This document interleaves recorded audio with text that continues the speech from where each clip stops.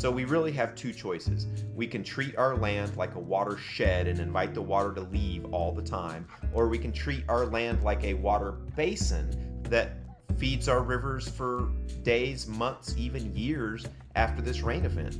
1/3 to 2/3 of our average annual rainfall fell in Texas in 1 or 2 days and then was gone 1 or 2 days later. So all of that rain is now gone, and it's pushing us further towards drought. So if we slow it down, that helps make the most damaging part of the flood less damaging, but then it helps the river not get so high, but stay higher than normal for much longer.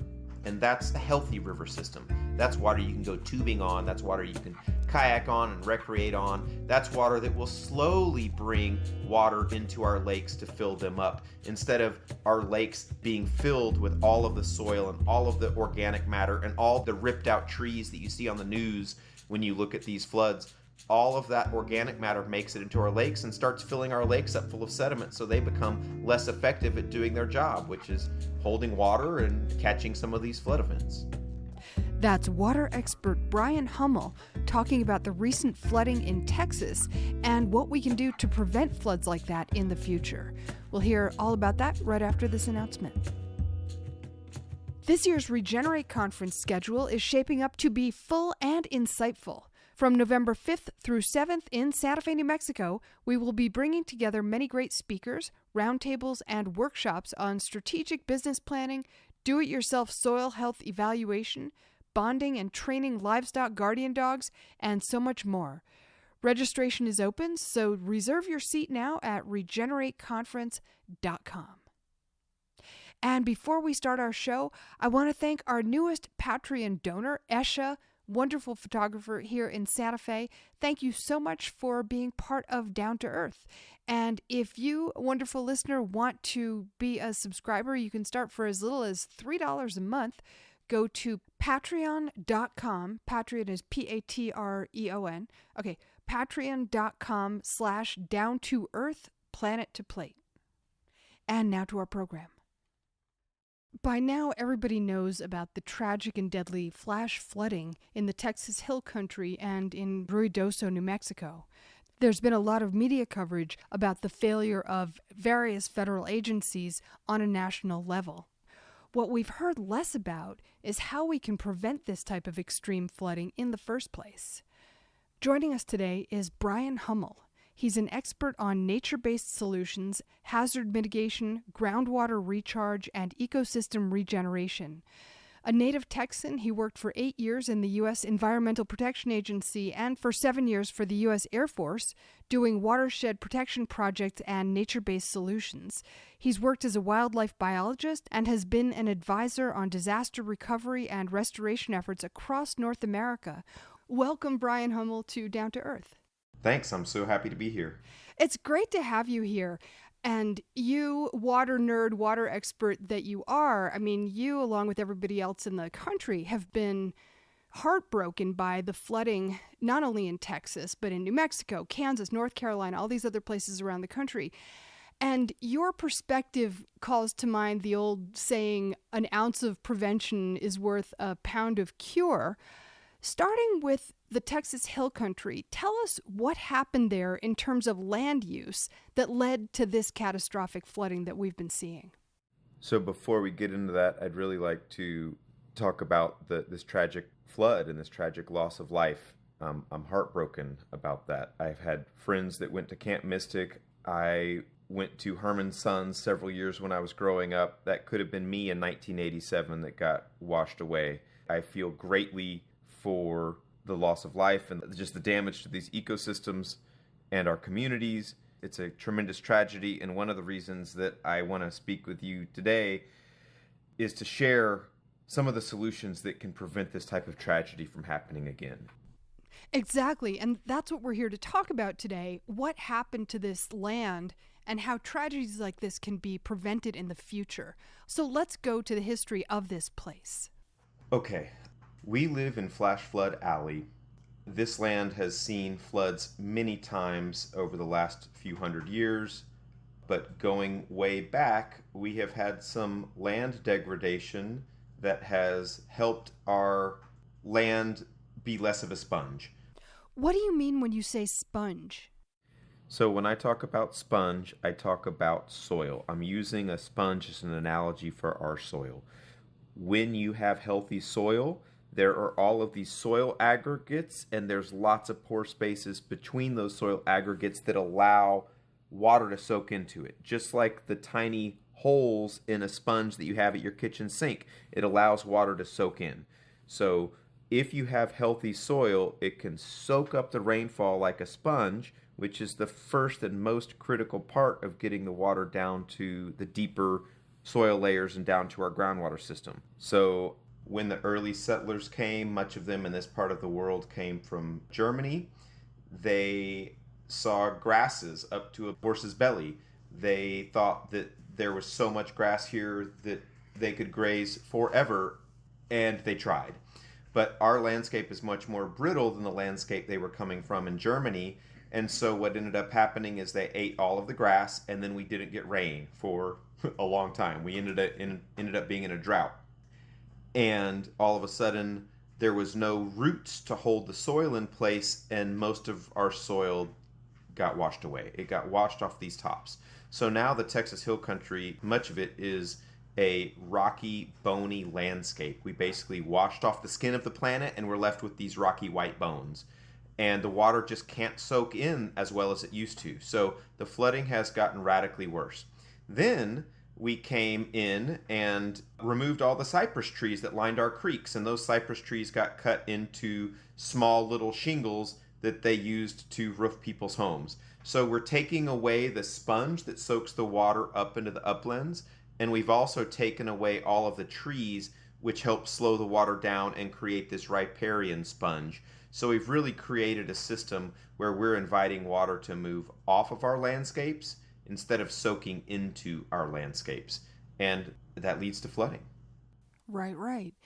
Now, when you say that you've basically taken the soil off, I mean, there's still soil there, and the task at hand is really restoring soil, building soil. Is that right? Yes, exactly right. And so how do you do that? I mean, one of the things that you talk about is focusing on keeping water in the landscape. What does that look like? What does that mean? How do you do it? Okay, there are lots of ways that you could make your land into a better sponge. A lot of it is context dependent, so I can start at a scale that most people know. You know, most people live in a home, and when it rains, water rushes off of your roof.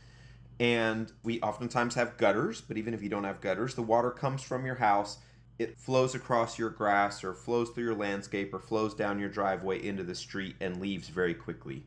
One of the easiest things that someone can do to mitigate the next flood and help their landscape be a better sponge so they don't have to be relying on our groundwater supply is digging a small rain garden or a bioswale. Basically, find the path when it rains between your gutter and the street.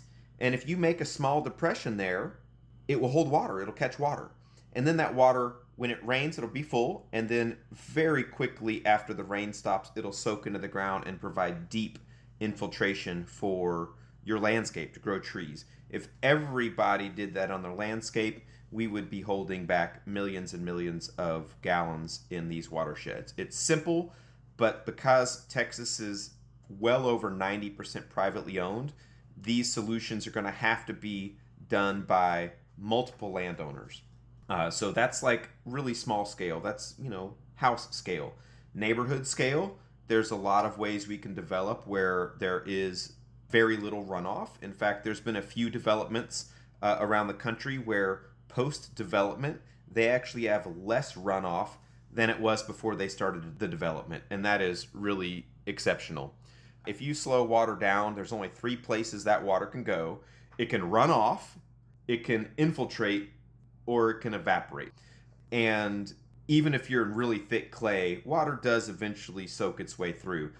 Here in the hill country, we are blessed with this karst limestone geology that will really soak up water like a sponge. So there's tiny little cracks in the limestone, the rocks that look like Swiss cheese. The water just flows through them. Later on, as you work your way towards the Edwards Aquifer, some of those passageways are large enough to drive a school bus through. And those are the caves like you would see in Carlsbad Caverns or Natural Bridge Caverns here in Texas.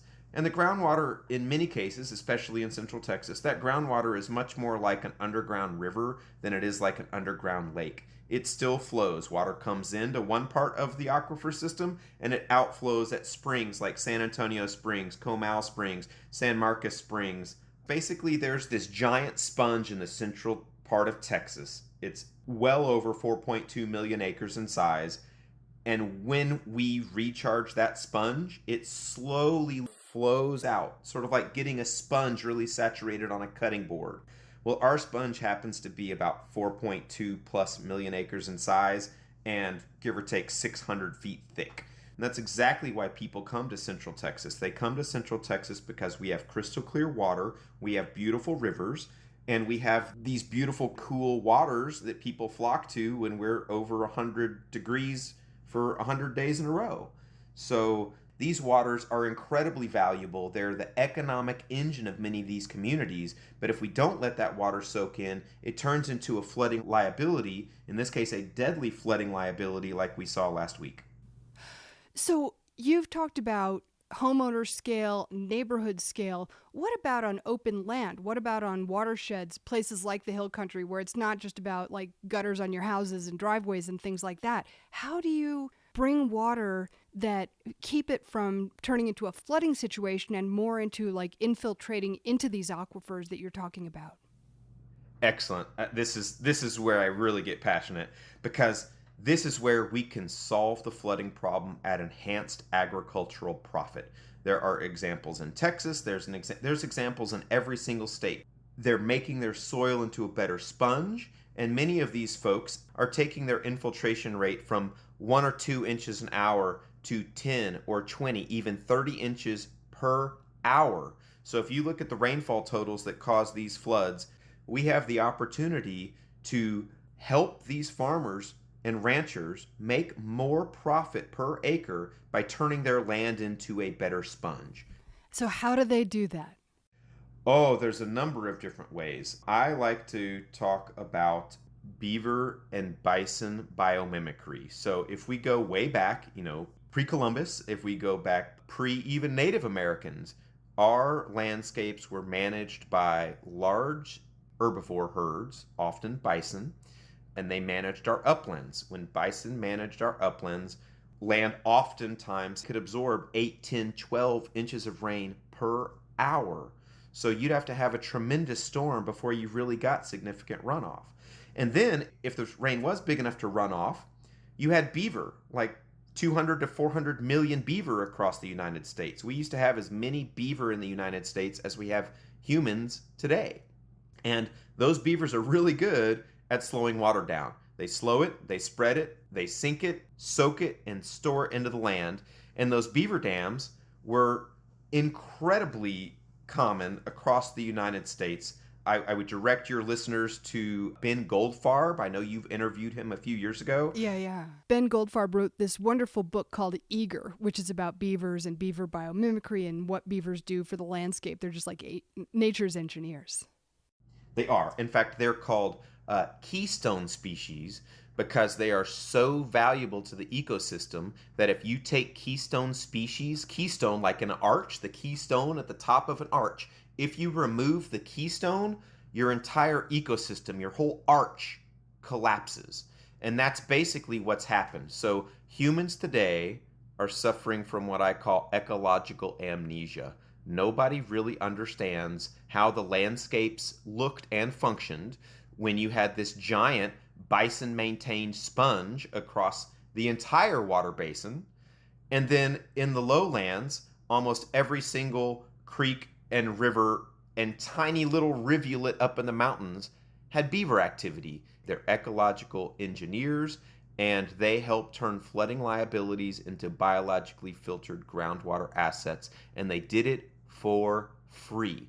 And they did it on a huge scale. But unfortunately, most of the beavers were gone about 1800. Most of the bison were gone and our landscape basically has not recovered since. So we don't know what our landscapes look like. However, farmers today, like the May Ranch in Colorado and the J. Wild Ranch in Idaho, there's a long list of them. They are using bison biomimicry with cows by moving their cows every day and building the soil sponge, just like so many of your guests have discussed.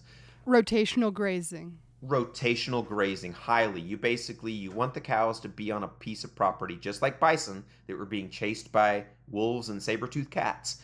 You want them to be on one spot of land, eat what they can, poop and trample on the rest, and then you want them to leave. You want that land to fully rest and recover. You want the grasses to grow tall, the roots to grow really deep, and what that allows for the water molecules when it rains, the raindrop, to have a little path to go down.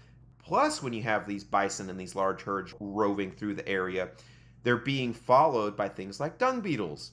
And so the dung beetles grab some of the poop, they roll it into a little ball, and then they bury it way down deep. So we're sequestering some of the carbon and some of the microbes down deep in the soil. But now you've got something, as big as your pinky finger, a hole into the ground, and that's like a larger version of a sinkhole to help water get into your soil. So this soil food web is incredibly important for building the sponge that we need to grow plants, to recharge groundwater, and to soak up that rain instead of having it all rush off to be a catastrophic and devastating flood. So when you have overgrazing, which is what happened in the Texas Hill Country and a lot of other places, yes, you have plants that are eaten down too far, the soil starts to erode, the water runs off. When you start to rebuild that through rotational grazing, then you start to rebuild the soil, and it slows the water down and it sinks into the soil. It infiltrates faster, as you said, so you can have a lot higher intensity rainfall events without having the water run off and flood. And one of the things that I think is really interesting and important to talk about is that you don't need to reduce the amount of runoff by like 50% or 90%. You just need to reduce it a little bit to avoid catastrophic flooding. Absolutely. Yes. You can never stop the water. The water's going to make it to the river. The only thing you can do is slow it down. And so if you slow it down, you don't have this deadly wall of water that everybody's talking about, river raising 27 feet in like 27 minutes.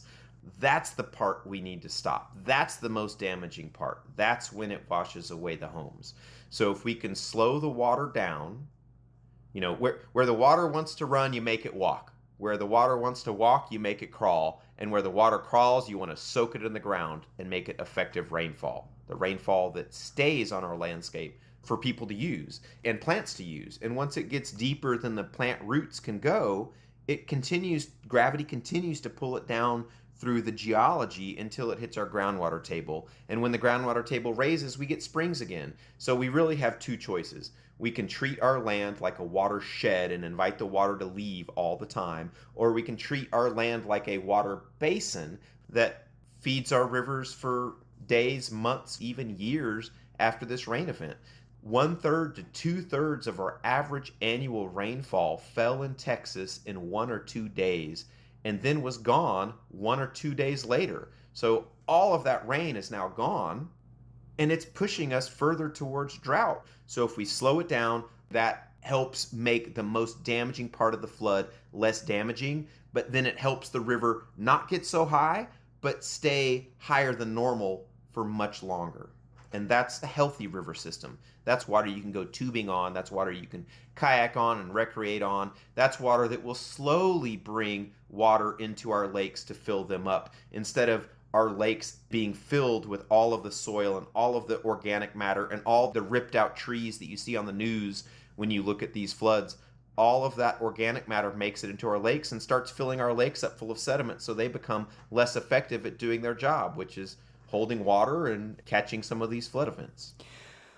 There's a great metaphor that you use, which is putting water in the bank and thinking of water in terms of wealth versus deficit. And especially in the time of climate change, where we've got more and more very intense extreme events, and you say, that's a third of your water for the year, I think it's counterintuitive for people when they think about storing water. When we sort of technological minded people start thinking about storing water, we think about we need to build tanks, we need to build reservoirs. The best place you can store water is actually in the ground, and that is the bank. Absolutely. So this is a huge topic. Water is like a bank account. It's really wise to always be depositing more than you withdraw. Otherwise, you're going to end up broke and thirsty. If you're always depositing more than you withdraw, you're going to overflow with wealth and overflow with water. But not flood. But not flood, exactly, because you're soaking it in. You're storing it there for a period of time. Once you bank that water into your groundwater system, it pays you dividends for weeks and months and years and gives you that return on investment of spring water. I mean, the water in the Texas Hill Country is so clean that they bottle it and ship it all over the United States. So this soil sponge thing is not just a hippy-dippy idea. This is the way we have to move if we want to have a secure water supply. We have Sid Miller talking about Texas is running out of water, and I agree with him in the current mindset, but that doesn't have to be. We get plenty of water. We just have a land management problem that rushes our water off in floods. So another point I really think is critical for people to understand is that we do not have a flooding problem. We have an infiltration problem. We can't get the water into our land. If you learn one thing from this talk today, that's the most key point. We don't have a flooding problem. We have an infiltration problem, and there are profitable ways that we can solve that infiltration problem at the benefit of people, planet, and profits. And so the one way that you've been talking about is basically grazing livestock whose action of their hoofs, their manure, their grazing patterns feed and build the soil. Are there other things that people can do as well? Absolutely. So I want to give a shout out to two fantastic people that have changed my life. The first is a gentleman named David Bamberger. He used to own Church's Fried Chicken. He wanted to regenerate land, so he intentionally sought out some of the most degraded land in Texas, and that put him in Blanco County. There was no soil. It had been radically overgrazed. The only thing that could live there was a native pioneer tree, the ash juniper, and it thrives on these rocky, degraded hillsides. David Bamberger taught me about the land sponge that we have in Texas. So he did things like lay rocks on contour. He started laying brush down on contour in a pattern like on the topographic lines. So as the water tries to run off the hill, he slows it down and catches it with a little rock berm. And that slows it. The next one spreads it. The next one, slow spread, sink, soak, and store it into the ground.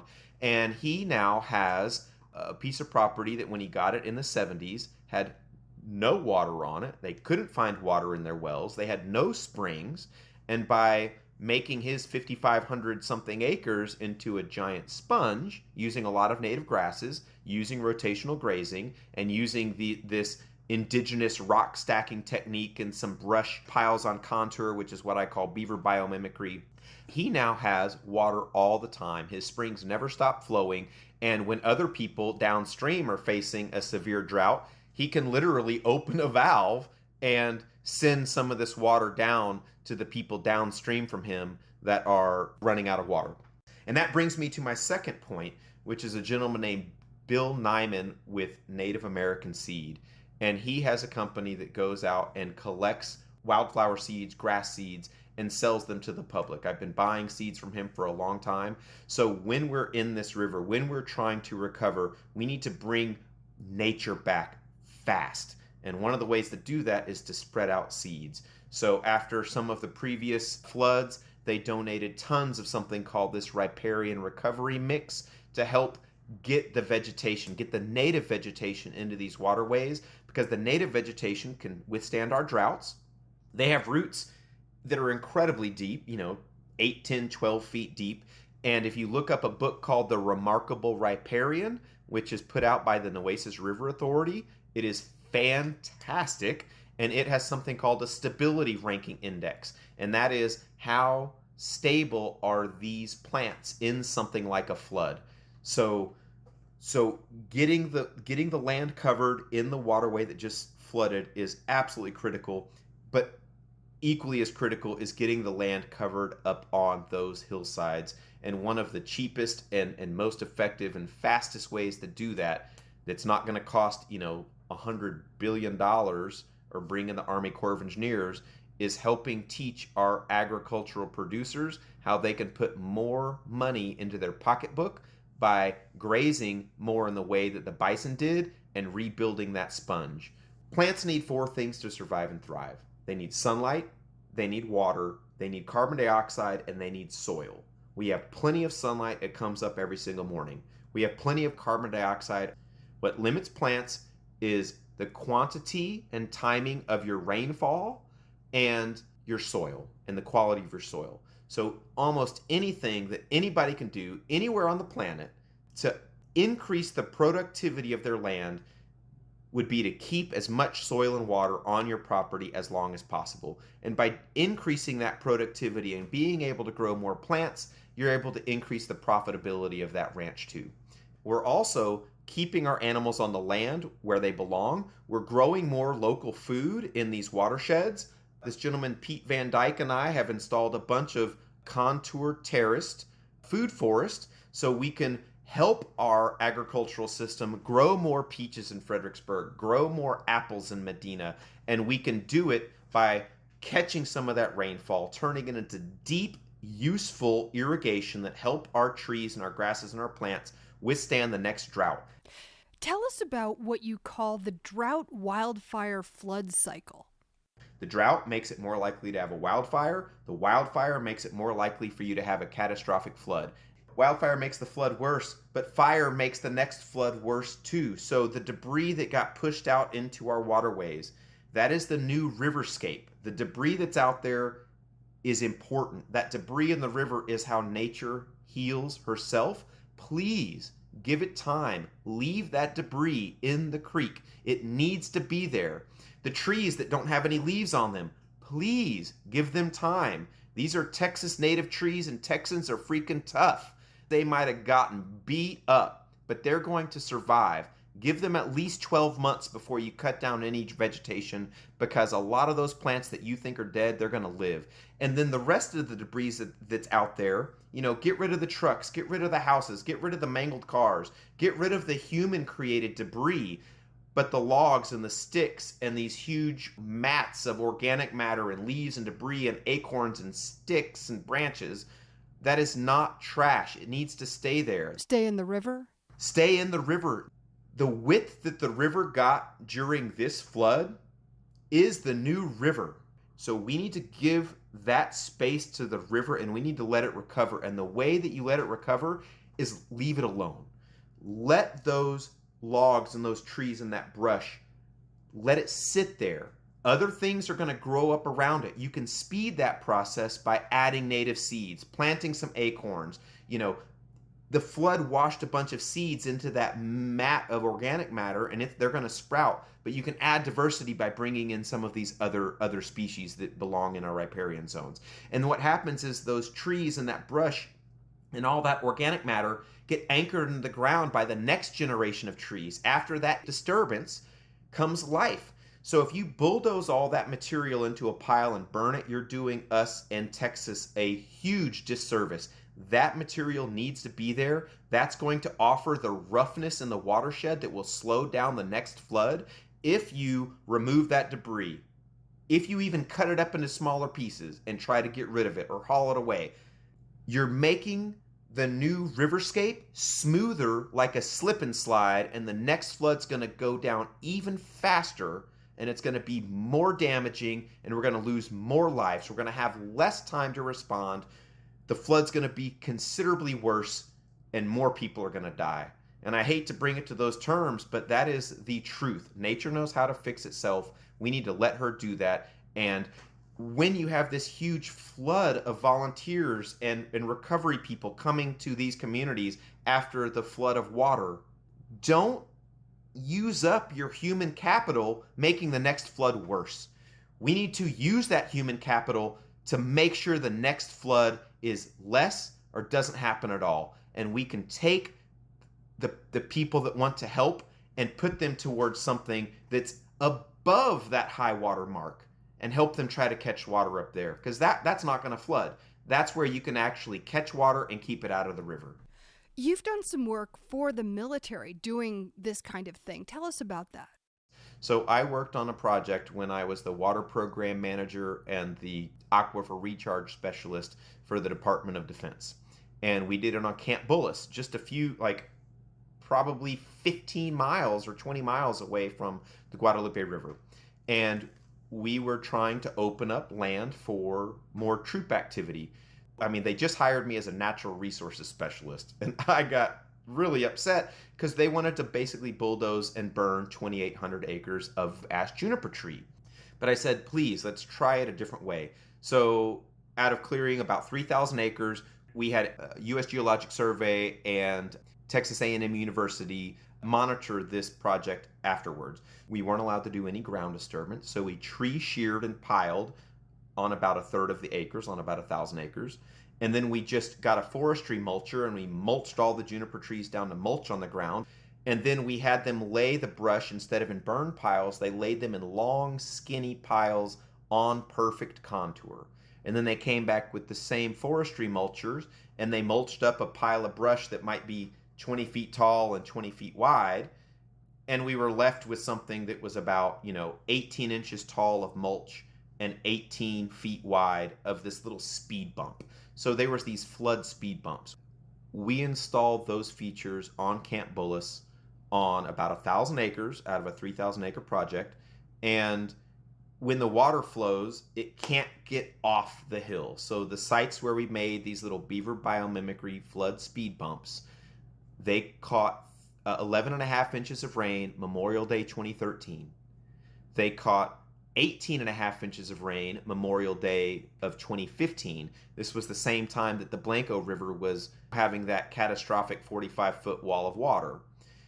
And then after both of those large rain events, because we radically recharged this sponge, we caught thousands of acre feet of water and brought our water tables up so high that springs that had never been recorded came back to life, and they flowed off that base for 4-5 weeks after these rain events. So we stopped the flood, we brought the groundwater table up, and Salado Creek delivered that water for weeks after the flood. So that was all water that was put to a more beneficial use, and that was all water that was not contributing to the flood. And I learned that through David Bamberger when I was in Boy Scouts in 1992, and he changed my life. So he's done great things, and I try to give him recognition every single time I speak.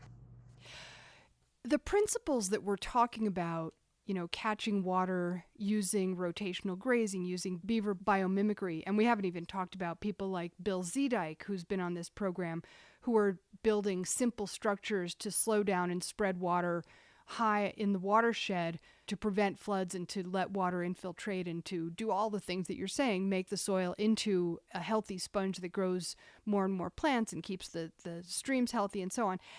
How do those principles work, for example, in the East? I mean, we just had major flooding in North Carolina, which is a very wet area. And so, in theory, it's a whole different world there because, they get plenty of rainfall. It's not about having the kind of droughts and wildfires that we have in the West that are such a big problem here. How are the principles similar and different in the lush eastern part of the U.S.? The principles are exactly the same. You have a water basin that's a certain amount of land that when the water falls on it, any water landing in that basin is going to go towards that particular river. The spongier you make those soils, the longer that water is going to be available for use within the water basin, and the less quickly it's going to hit the river and the less flooding it's going to cause. So it's the same thing. It's the exact same thing everywhere on the planet. I usually kind of jokingly say these nature-based systems work everywhere where there is sunlight, gravity, and biology. There's a man in North Carolina named Russell Hedrick. He's a farmer. He received the 2024 Carolinas Leopold Conservation Award, and he did amazing things with the soil. I mean, he started with this red clay that was eroding and running off in a way that was really not very conducive to farming. What did he do? So I love Russell and what he's doing, and the fact that he's getting loud and telling people that you don't need all of the chemicals to farm and be super successful. So he was a first generation farmer, and he had a USDA story written about him, the dollars and cents of soil health. And basically what he did is he said, I was too darn broke to get the big tractor and to get all the chemicals and to get all the stuff that the conventional farmers suggested. But I had a great NRCS agent, and he helped me understand the value of cover crops. So he got this land, he started fairly small, and he started using cover crops and focusing on his soil. His crops weren't growing great for the first few years because his soil wasn't great. So as he brought his soil back to life, his crops started getting better. He was using only a tiny fraction of the chemicals, a tiny fraction of the fertilizers that the competitors were doing. And then he started getting really good. His soil started getting healthier, his yield started getting bigger, so he started entering these corn yield awards. And he won the Corn Yield Award in North Carolina for the whole state, harvesting more corn per acre than anybody else in the state did. And he did that partially because he made his soil into a better sponge. And then, I think on a dare, people wanted him to join the Soybean Yield Award. So not only did he win, but he harvested more soybeans per acre than have ever been harvested in North Carolina state history. And he did it competing against people that could turn their irrigation system on whenever they wanted and could put on as many chemicals and as many fertilizers as they wanted. So he's doing it because he's teaming with nature. He is farming in nature's image, and he is reaping the rewards. So not only is he harvesting more grain per acre, but people are paying him a premium for that grain because it's regenerative, it's super healthy, it's nutrient dense. His corn actually weighs more per bushel than other people because it's so nutrient dense. It's way better corn. And then some local people that were basically making whiskey and bourbon out of it reached out to him because they wanted it because it gave a better flavor profile to their distilled alcohol. So now a lot of his grain is sold at a super premium through a product called regenerative rye. So he's making considerably more profit per acre than the average corn and soybean farmers in the United States. And he's stopping flooding at the same time. Right. And using few or no chemicals. And I just want to make sure we talk about that a little bit too. Reducing or eliminating the use of chemicals, many of which are toxic to the soil, is another thing that helps the soil become a better sponge to infiltrate water down into the water table. Absolutely. Chemicals, including fertilizer, kill your soil biology. Your soil biology is what keeps your soil healthy. Your soil biology is what keeps your soil a sponge. When you use high tillage and high chemical ag, your soil turns into a brick instead of a sponge. And when you have a brick in your watershed, you get the kind of flooding that we've seen everywhere. And then we have people like Gabe Brown, Alan Williams, Nicole Masters, Christine Jones, Rick Clark, Farming Green in Indiana. These people are taking that brick that they inherited by generations of less than ideal farming practices, and they're turning that brick back into a sponge. And in many cases, several of those people I just listed have gone from less than 2 inches of infiltration per hour to over 20. And I love the quote that I've heard, and that I don't know who said it, but they basically said, when someone asks you how much rain you got, you can tell them that you got it all because none of it ran off. Right. There are so many people around the country. I think of them as sort of unsung heroes. Most of the people that you just mentioned we've had on this show, and I will put links to those podcasts in the show notes. But people like Bill Zedike and Brad Lancaster and Zach Weiss and people, they're not household names outside of this community. There are a lot of people who are doing the kind of work that you're promoting and that Quivira Coalition is promoting. they are not only providing really interesting techniques to move water in such a way that it becomes useful to people, to the land, to wildlife, to communities. They're really doing it by changing the way we think. And there's that famous quote that Gabe Brown always likes to use: if you want to make small changes, change what you do. If you want to make big changes, change the way you see. And those changes are sometimes subtle, they're sometimes obvious, but it has to do somehow with really starting to think like, think like a watershed, think like nature, think like a mountain. How do you think about this? What is the change in mindset that you yourself have gone through and that you are teaching others to go through? What is that new paradigm? Like, how would you characterize that? Water is life. We need to catch it when it comes to us as this wonderful cloud juice.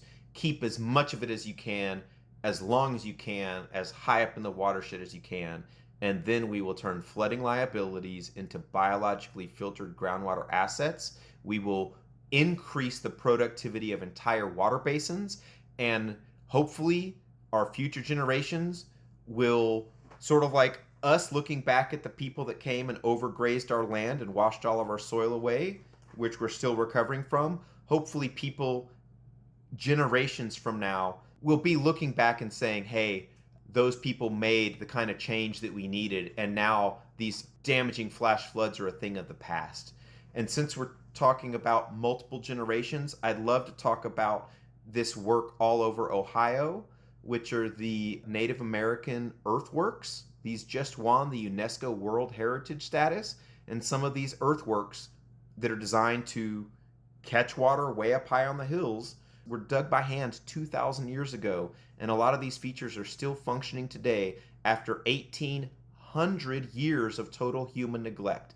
So we can learn from those people. We can learn from the beaver. We can learn from nature. And we can implement some of these nature-based principles to help recharge our groundwater, to recharge and revitalize our communities, and that will help safeguard and revitalize our economies. I'd like to just add one thing to that too, which is I feel like part of that change is even when we're doing engineering, whether it be Army Corps of Engineers or people who are doing things to work on changing how water moves, things like that, is changing from that mentality of man dominating nature to people working with nature, and to start remembering what our ecosystems are, and you called it ecological amnesia, what our relationship is with those ecosystems, and thinking of ourselves as part of them. I feel like that's the other part of the paradigm shift. And it's happening. So there's this huge push towards nature-based solutions. The U.S. Army Corps of Engineers, that's historically known for like installing a bunch of riprap and rocks and turning the San Antonio River and the LA River into a giant trapezoidal concrete ditch, that mentality is changing, and now they have a fantastic program called Engineering with Nature. It was started by a Dr. Todd Bridges. Now it's run by a Dr. Jeff King, and they are trying to change the way that the Army Corps of Engineers implements these kind of flood mitigation systems. In fact, it is now required that they look at nature-based solutions before they install gray infrastructure. So they basically have to look at the green infrastructure options on all of their projects before they can start installing gray infrastructure options. So this is happening. It's happening slowly, but I'll go back to Texas. I'll go back to any place that floods. Where you see the floodwaters is only a symptom of the greater problem upstream. If you want to solve the flooding in any community, you cannot look in that community. You cannot look downstream of that community. You must go to the root cause of the problem, and that's too many gallons leaving too many acres too quickly upstream of where you see the flood. So if you're focused on stopping flooding where it flooded, you're working in the wrong spot and you're going to fail. You have to solve flooding upstream from where you see the flood symptoms and addressing the root cause of the problem, which is we don't have a good soil sponge. Okay, so Before we go, Bryan, is there anything that you want to add? Yes. So there was a flood in San Antonio about 2 weeks ago. I just happened to be driving by and seeing lots of cars. I mean, there was cars and police, and I didn't know what was going on. There was this massive traffic jam. I thought it might be an accident. But when I came to Beidle Creek, I looked upstream and downstream, and there was cars on both sides of the road. There's cars in the creek. So I ran back to go see what was going on and get some footage to try to demonstrate these concepts in real life. And I met Steve Spruster, the local newscaster, and gave him some info and tried to guide a little bit what their news stories were going to be. And that didn't work. But I started getting calls from people at the San Antonio News, KSAT 12. And they interviewed me for about 45 minutes, about a week after the flood. Almost exactly 2 weeks after the San Antonio flood, they did a quick little 6-minute clip to further try to get this information out to the public. I can only do so much as a single human, but I can share knowledge with people and let them better understand these broader concepts to mitigate the kind of deadly flooding that we saw in San Antonio. And that story was released and aired just 2 days before this massive floods were happening in Central Texas. So one of the reasons I want to be on this podcast is I really want to share this nature-based solutions philosophy with as many people as possible, because I think that's the only way that we are going to, as a society, heal and recover from these types of natural disasters that we're facing seemingly more and more often. Bryan Hummel, thank you so much for being with us on Down to Earth. I am so happy to be here. Thank you for this excellent interview and your fantastic questions. And my last plug is, you should go back and look at some of the people that Mary Charlotte has interviewed. They are way smarter than I am. And it is an encyclopedia of incredible information that you have gathered from experts from around the world. Well, thank you, Bryan. Yeah, we're going to hit 200 podcasts, I think, this year. And there's truly some amazing people. But Bryan, you're doing great work too. Thank you so much. Thank you. You've been listening to Down to Earth. We would love it if you would support this program, which you can do by going to patreon.com/down-to-earth-planet-to-plate, where you can sign up for as little as $3. Patreon is Patreon. And also please rate and review the podcast on Apple Podcasts or wherever you get your podcasts. The Quivira Coalition is a not-for-profit and a community network of ranchers, farmers, conservationists, scientists, educators, and many others dedicated to regenerative practices that produce healthy food, support meaningful livelihoods, sustain biodiversity, and remedy the impacts of climate change. To learn more about Quivira and how you can support their work, visit quiviracoalition.org, Quivira. And finally, this show is a production with the Radio Cafe. You can check out radiocafe.org to hear back episodes of this show and also find all kinds of other shows on a wide variety of topics as well. Thanks for listening, and we'll see you next time.